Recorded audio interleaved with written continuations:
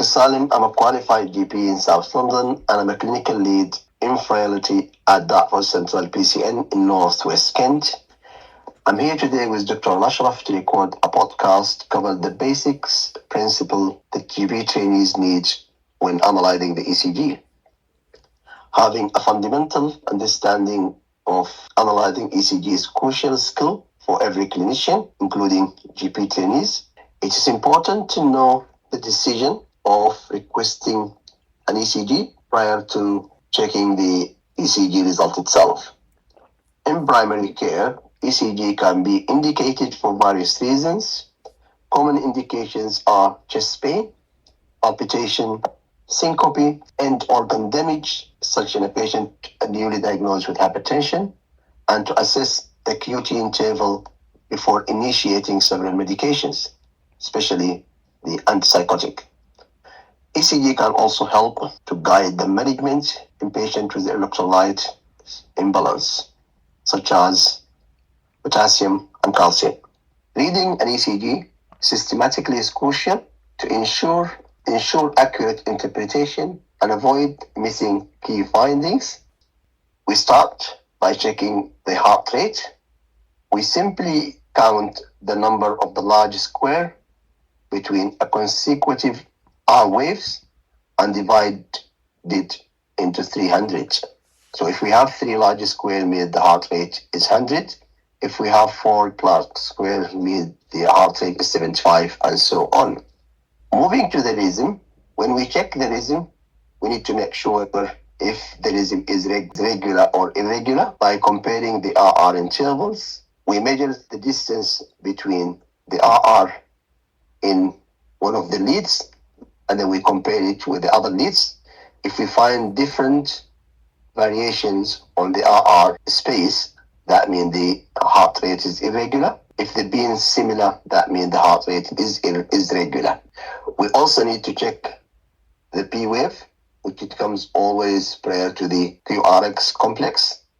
And we need to make sure the shape, the distance is being the same in most of the leads. Now, when we check the axis, we normally look at the direction of the QRX complex in lead 1 and AVF. The normal axis is positive in both lead 1 and AVF. In left axis deviation, the QRX is positive in lead 1 and negative in AVF. In right axis deviation, the QRX is negative in lead 1 and positive in AVF.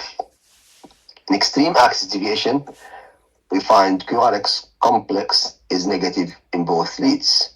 When checking the wave and the intervals, we normally checking the action potential wave of the heart cells, and it does reflect each wave of the ECG reflect specific heart motion. We start with P wave. P wave represents the atrial depolarization, which is typically presented before the QRX complex.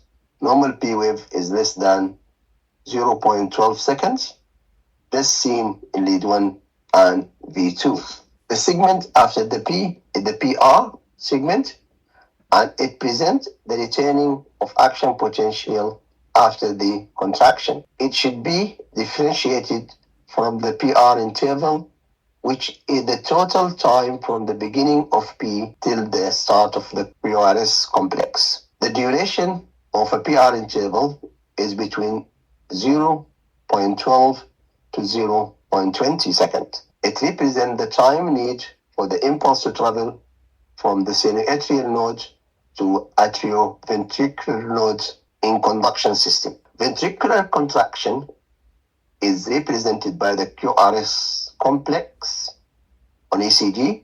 Normal duration is 0.12 seconds.